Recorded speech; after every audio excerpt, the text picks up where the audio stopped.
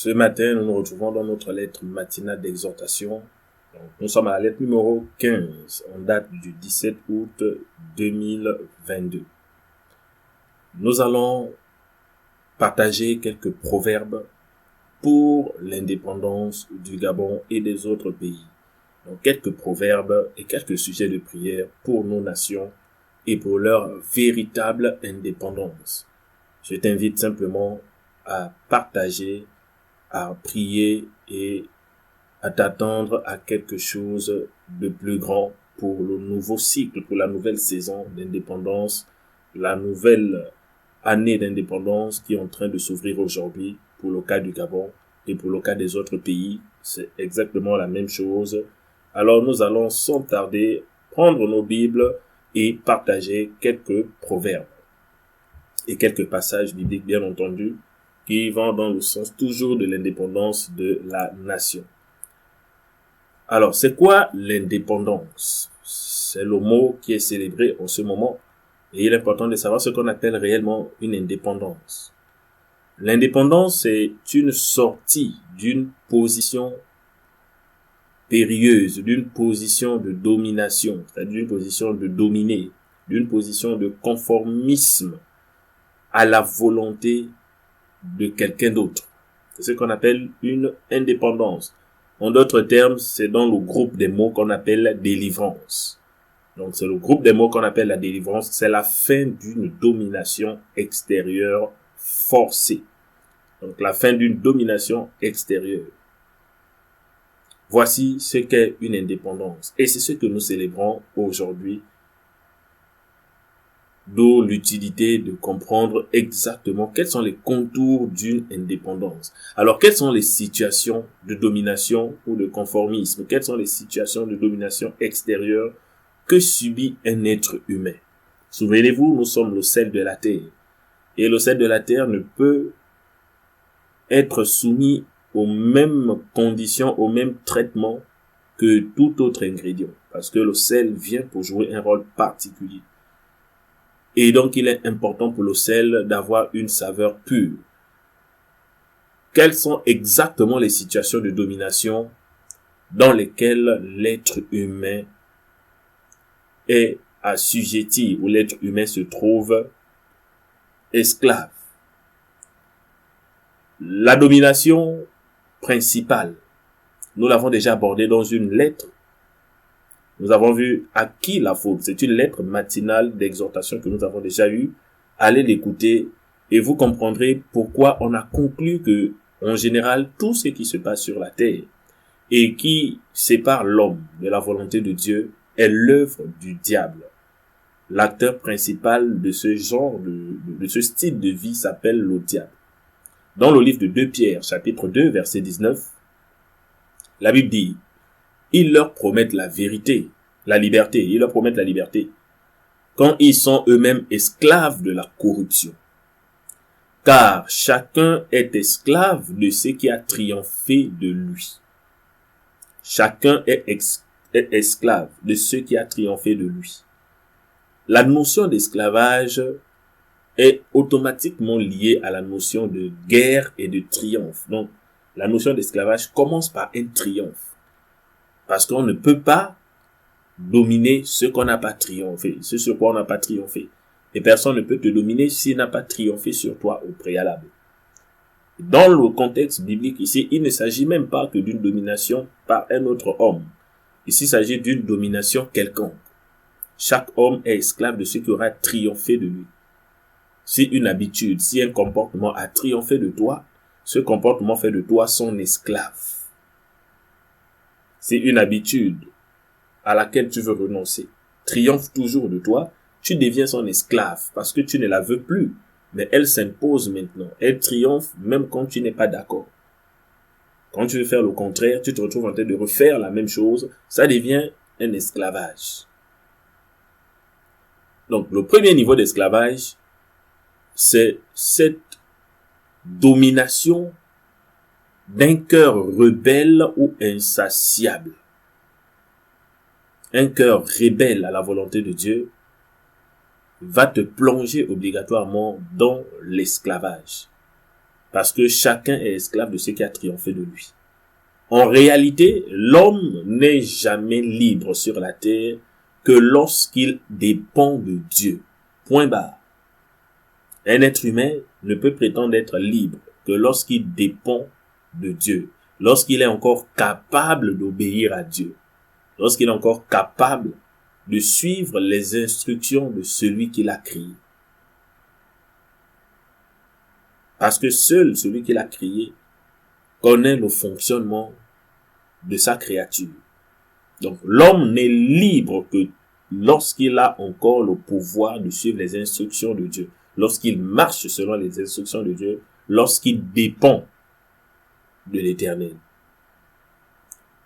Pour la simple raison que Dieu ou l'Éternel qui nous a créés est le seul qui ne peut pas opprimer l'homme. Il ne peut pas opprimer l'homme. Il n'a aucun intérêt à opprimer l'homme. Aucun intérêt à hanter quelqu'un. Aucun intérêt à troubler qui que ce soit. Dieu n'a aucun intérêt à nous troubler, à nous hanter, à nous opprimer. Donc, chaque fois que nous sommes attachés à lui, nous ne pouvons pas subir d'oppression, nous ne pouvons pas subir de hantise, et nous ne pouvons pas subir de troubles. À partir de ce moment, il est clair qu'on vit librement, on vit joyeusement, on vit paisiblement, et on ne peut même plus parler d'un certain esclavage, ni de domination quelconque. Donc, il faut comprendre que l'esclavage commence lorsque quelqu'un se détache de Dieu. Tout détachement de Dieu va vous plonger inévitablement sous une autre domination. Et cela à vos risques et périls. Tout détachement de Dieu va vous plonger inévitablement sous une autre domination. En fait, dans un esclavage, à vos risques et périls. Et un esclavage peut être décoré. C'est-à-dire, vous pouvez être honoré, mais esclave.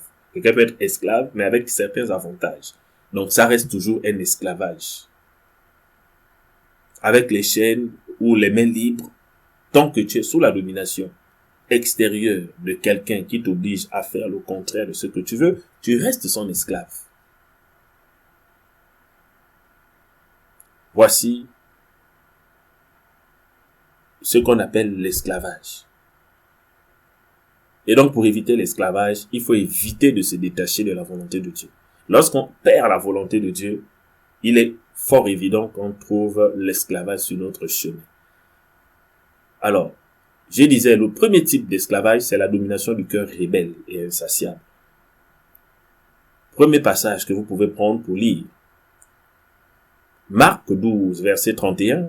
Tu aimeras ton prochain comme toi-même. Il n'y a pas d'autre commandement plus grand que ces deux-là. Le premier, on le verra plus tard. Celui qui nous demande d'aimer Dieu plus que tout, c'est-à-dire de tout notre cœur. Mais ce second passage nous dit, tu aimeras ton prochain comme toi-même. Proverbe 15, verset 16. Mieux vaut peu avec la crainte de l'Éternel qu'un grand trésor avec le trouble. Mieux vaut de l'herbe pour nourriture, là où règne l'amour, qu'un bœuf engraissé, si la haine est là. Voici un autre proverbe qui symbolise une indépendance. C'est-à-dire, il vaut mieux avoir peu tant qu'on est dans la volonté de Dieu, parce qu'on est libre, on est esclave de personne, plutôt que d'avoir un grand trésor troublé, un grand trésor qui apporte le trouble, un grand trésor qui est certainement le fruit d'un cœur déjà corrompu et insatiable. Parce que si un trésor apporte le trouble, c'est qu'il est venu avec de mauvaises motivations. Et s'il vient avec de mauvaises motivations, alors il y a de fortes chances qu'il soit source de trouble. Nous prenons également Proverbe 16, verset 8. Mieux vaut peu avec la justice que de grands revenus avec l'injustice. Mieux vaut peu avec la justice que de grands revenus avec l'injustice.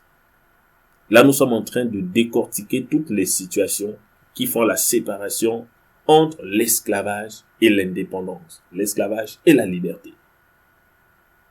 Tant qu'il y a la justice, peu importe la quantité de revenus, tu es dans l'indépendance, tu es dans la liberté.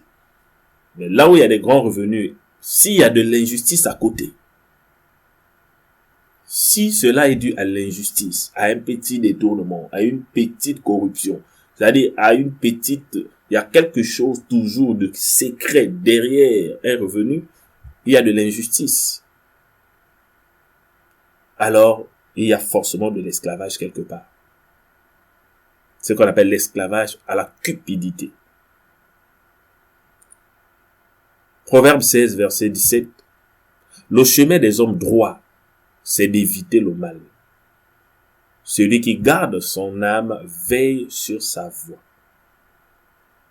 Le chemin des hommes droits, c'est d'éviter le mal. Celui qui garde son âme veille sur sa voie. Celui qui garde son âme veille sur sa voie. Proverbe 17. Proverbe 16, on va prendre le verset 18. L'arrogance précède la ruine et l'orgueil précède la chute. Au verset 19, mieux vaut être humble avec les humbles que de partager le butin avec les orgueilleux. Mieux vaut être humble avec les humbles. Vous êtes toujours dans le contexte de la liberté, de l'indépendance, parce que tout le monde est humble. Personne n'impose sa volonté à quelqu'un d'autre que de partager le butin avec les orgueilleux. Parce que le butin au milieu des orgueilleux, c'est un butin qui est beaucoup conditionné. C'est un butin qui est conditionné par l'orgueil. Et donc, il y a forcément des dominants et des dominés. Et là où il y a des dominants et des dominés, dans un système de corruption, dans un système de perversité, dans un système rebelle à Dieu, c'est clair qu'il y a de l'esclavage.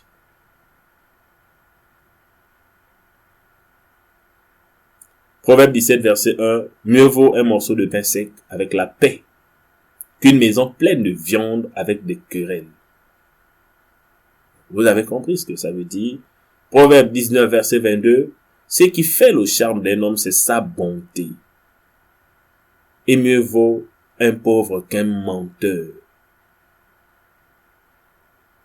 Mieux vaut un pauvre qu'un menteur. Ça veut dire que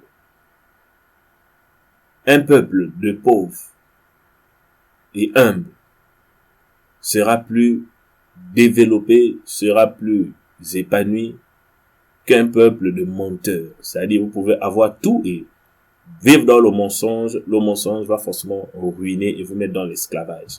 Alors, Proverbe 19, verset 23, la crainte de l'Éternel mène à la vie et l'on passe la nuit rassasié. La crainte de l'Éternel mène à la vie et l'on passe la nuit rassasié, sans être visité par le malheur. Et enfin, Deutéronome 27, verset 17, maudit soit celui qui déplace les bornes de son prochain. Et tout le peuple dira Amen. Maudit soit celui qui déplace les bornes de son prochain. Il faut savoir que l'esclavage, en général, accompagne la malédiction.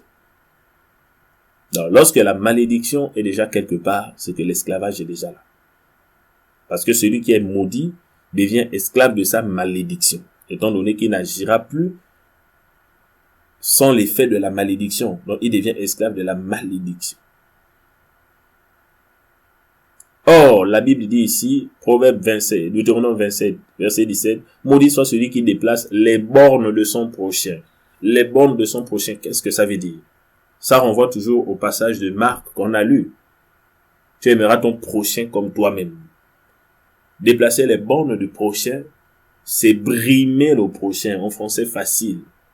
C'est brimer quelqu'un d'autre. Déplacer les bornes du prochain, ça renvoie à brimer. Ça renvoie à marcher sur le bonheur de l'autre. Ça me revient à piétiner le domaine de l'autre. En français facile. Déplacer les bornes de son prochain.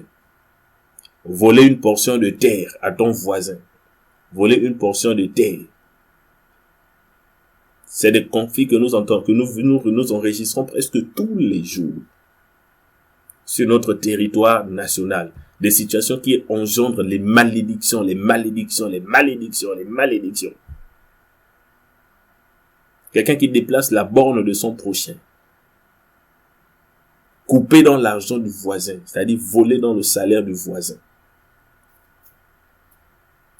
Prendre la partie d'argent qui revient à quelqu'un de détourner pour en faire ta propriété et résoudre tes intérêts.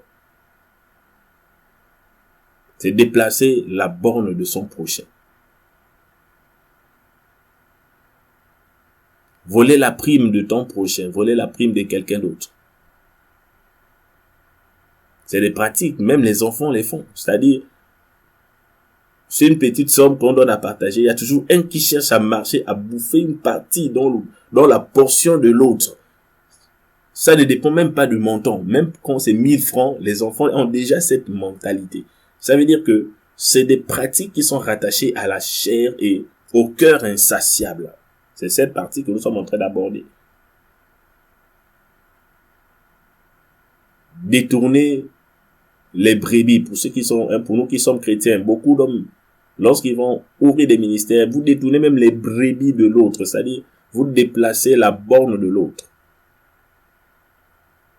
Si Dieu t'envoie, ne détourne pas ce qui n'est pas à toi. Ne détourne pas ce qui n'est pas à toi, parce que tu déplaces la borne de l'autre. Tu rentres dans son territoire, tu rentres dans son terrain, tu coupes une partie de son terrain et tu emmènes de ton côté. Ça engendre la malédiction.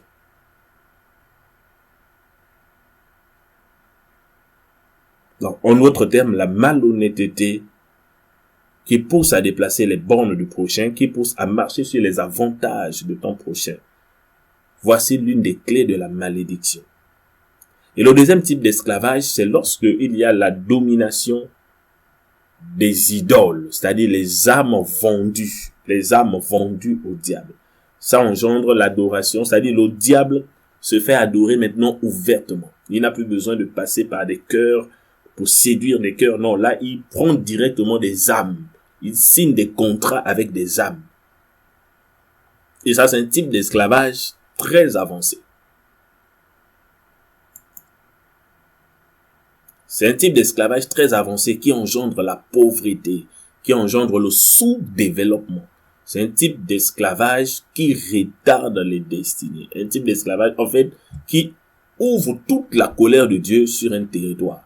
Ça ouvre la colère de Dieu dans une direction. Regardez Exode, chapitre 20, verset 3. Tu n'auras pas d'autre Dieu devant ma face. C'est Dieu qui parle. Et ce verset, quand vous le lisez, vous sentez vraiment une menace. C'est une menace. C'est une mise en garde très sévère. Tu n'auras pas d'autre Dieu devant ma face. Dieu commence par là. Lorsqu'il donne les commandements à Moïse, il commence par là. Tu n'auras pas d'autre Dieu devant ma face. Jésus a rappelé la même chose dans Marc 12, verset 29. Voici le premier commandement. Écoute, Israël, le Seigneur notre Dieu est l'unique Seigneur. Le Seigneur notre Dieu est l'unique Seigneur. Tu aimeras le Seigneur ton Dieu de tout ton cœur, de toute ton âme, de toute ta pensée et de toute ta force. Tu aimeras le Seigneur ton Dieu de tout ton cœur, de toute ton âme, de toute ta pensée et de toute ta force. Deutéronome 27, verset 15. Maudit soit l'homme qui fait une image taillée. Maudit soit. Celui qui le fait, automatiquement, il prend la malédiction. La colère de Dieu vient automatiquement sur lui.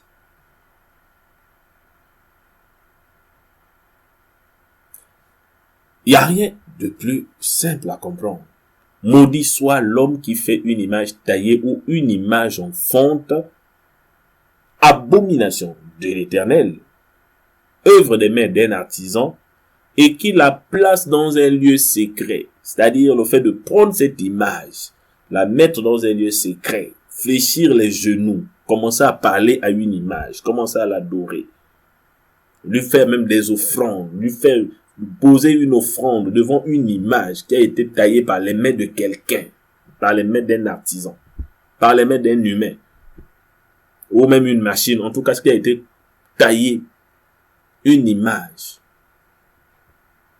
qui a été taillée, que vous mettez dans un lieu secret pour l'adorer, c'est une abomination et ça ouvre la malédiction. Ça ouvre toute la porte à la malédiction. Donc c'est vraiment une domination diabolique. Et le territoire est couvert parfois d'idoles. Et dans la Bible, il y a beaucoup de cas comme ça. Dieu envoie généralement la destruction sur ce genre de territoire. La destruction ne tarde pas à venir là où les images taillées se multiplient. Parce que c'est le meilleur signe d'insulte à Dieu. Le meilleur langage d'insulte à l'autorité de Dieu. D'insulte à la suprématie de Dieu. Qui parmi vous peut être fier de rentrer chez lui et de voir que tous vos enfants ont mis vos bagages dehors, ils ont adopté un autre homme qu'ils ont décidé que désormais c'est lui leur père. Ils ont pris une chèvre, ils ont mis la chèvre dans la maison comme étant le père, dans votre chambre de père. C'est une chèvre maintenant qui dort là-bas. Et c'est la chèvre qui doit se faire adorer. Et même si c'est un autre homme, qui d'entre vous ne rentrerait pas en colère? Voici le problème de l'idolâtrie. C'est l'extrême pour activer la colère de Dieu. Et c'est pas pour rien que le diable exige l'idolâtrie. Lorsque quelqu'un veut fonctionner avec le diable, quelqu'un veut livrer son âme pour travailler avec le diable, parce qu'il est assoiffé d'un pouvoir, il est assoiffé de certains avantages dans la société, il est assoiffé d'une autorité, en fait, d'une image qu'il veut absolument avoir. Une chose sera sûre, le diable va t'emmener à l'adoration, soit des images, soit des animaux. Parce que ce sont les choses auxquelles Dieu tient rigoureusement et sur lesquelles il déchaîne sa colère. Donc le diable le fait expressement pour que la colère de Dieu te localise rapidement.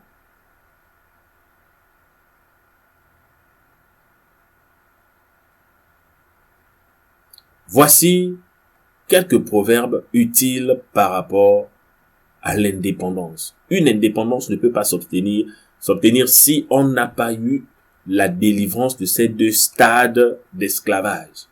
Donc, le premier stade d'esclavage, c'était l'esclavage ou la domination des cœurs rebelles et insatiables,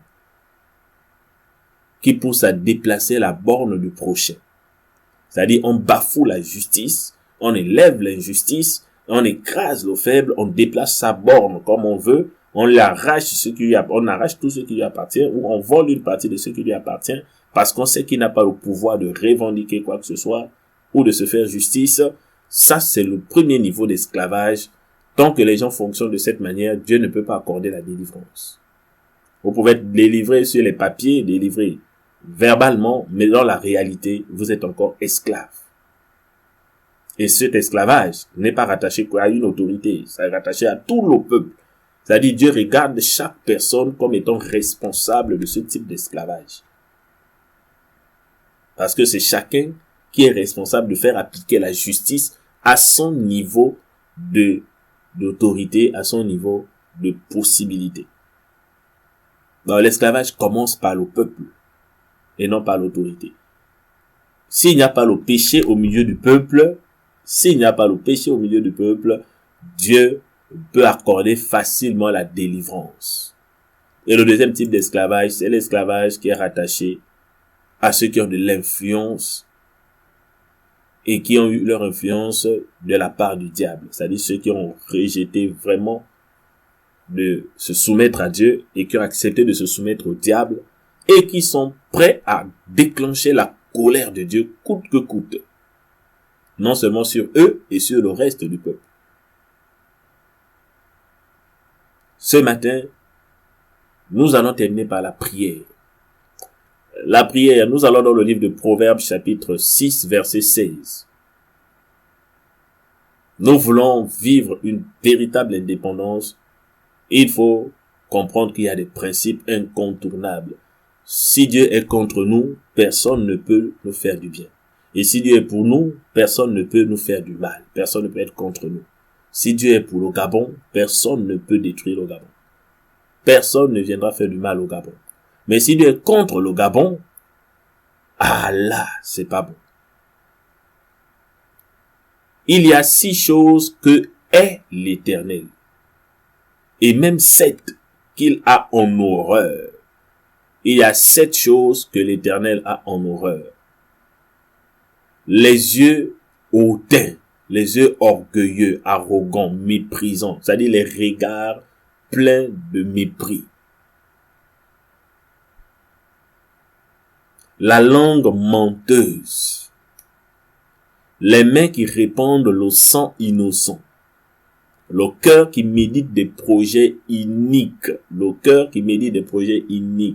les pieds qui se hâtent de courir au mal, le faux témoin qui dit des mensonges et celui qui excite des querelles entre frères. Voici 7 choses qui sont en horreur à l'Éternel. Voici 7 choses qui sont en horreur à l'Éternel. Et nous allons prier pour nos nations. Nous allons prier pour nos pays. Nous allons prier pour nos territoires. En cette période d'indépendance. En cette période d'indépendance, nous voulons non pas l'indépendance des hommes, mais l'indépendance profondément établie qui vient de Dieu. Une indépendance avec des bons fondements. Une indépendance avec un bon soubassement. Donc une indépendance qui commence par la délivrance spirituelle. Après la délivrance spirituelle, on peut avoir la délivrance émotionnelle et morale. Et après la délivrance morale et émotionnelle, on a la délivrance physique qui a déjà été accordée. Mais cette délivrance physique ne peut pas être épanouie si les 2 autres délivrances ne sont pas opérées à l'avance. C'est comme construire une maison sur le sable. Dès qu'il y a la tempête, la maison s'écroule. Le soubassement, c'est la délivrance spirituelle. Accompagnée d'une bonne délivrance, d'une délivrance émotionnelle, d'une délivrance psychologique. Donc la délivrance du péché. Il faut la délivrance des idoles. Ensuite, la délivrance quant au péché pour rendre la délivrance physique palpable et utile. Sinon, la délivrance physique sera inutile. On vivra moins ce que Dieu a préparé pour nous, alors qu'en réalité, il connaît les projets qu'il a préparés pour notre nation.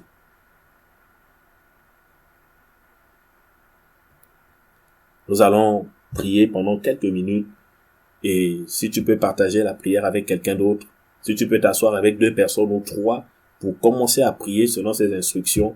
La première prière, c'est la prière de renoncement au péché. Et ensuite, la prière de possession de notre nation par le sang de Jésus. Seigneur, nous te prions d'abaisser tous les regards hautains dans cette nation. Nous te prions d'abaisser tous les regards hautains dans cette nation. Nous brisons toutes les langues menteuses. Nous prions pour que la vérité triomphe dans ce pays, que la vérité triomphe dans toutes les nations qui sont encore assujetties à l'esclavage du péché. Ce matin, nous prions afin que les pieds qui couraient au mal, que ces pieds soient stoppés maintenant au nom de Jésus. Que ces pieds soient stoppés, que ces pieds soient paralysés et stoppés, afin que leur course au mal s'arrête maintenant. Que les faux témoins, tous les faux témoins qui ont bafoué la justice, qui ont bafoué la vérité, nous prions afin qu'ils n'aient plus le pouvoir de témoigner contre quelqu'un. Nous prions afin que ce pouvoir de témoigner leur soit retiré au nom de Jésus. Nous prions afin que tu guérisses cette nation des faux témoins et que tu élèves des hommes justes qui savent et qui peuvent témoigner selon le langage de la vérité. Nous prions, Seigneur, afin que ceux qui sèment les querelles et ceux qui méditent des projets iniques afin de détruire, de séparer, afin de ruiner, ceux qui méditent des projets pleins d'iniquité, des projets remplis de mauvaises pensées. Je prie que leurs projets ne s'accomplissent jamais, mais que ce soit comme des jougs qui retomberont sur eux, qui les écraseront au nom de Jésus. Nous prions pour qu'un souffle, un vent de repentance parcourt cette nation en ce jour anniversaire d'indépendance, parce que l'indépendance superficielle ne peut pas nous épanouir. Nous voulons l'indépendance qui va dans les profondeurs. Nous voulons l'indépendance qui nous sépare déjà du péché. Et nous voulons également l'indépendance qui va dans les soubassements, qui va dans les profondeurs de la terre. L'indépendance spirituelle. Nous renversons le pouvoir des idoles dans cette nation au nom de Jésus. Nous renversons le pouvoir des idoles. Nous renversons le pouvoir de l'idolâtrie. Et nous te prions, Père, que ta colère s'éteigne sur cette nation avec le déclin de toutes ces idoles. Nous déclarons au nom de Jésus que ton sang couvre le territoire gabonais, que ton sang couvre notre territoire, que ton sang couvre toutes les localités, toutes les provinces, que ton sang couvre au nom de Jésus. Il couvre les rivières, il couvre les fleuves, il couvre les forêts. Nous invoquons ton sang sur tout notre territoire. Nous invoquons ton sang dans notre gestion administrative.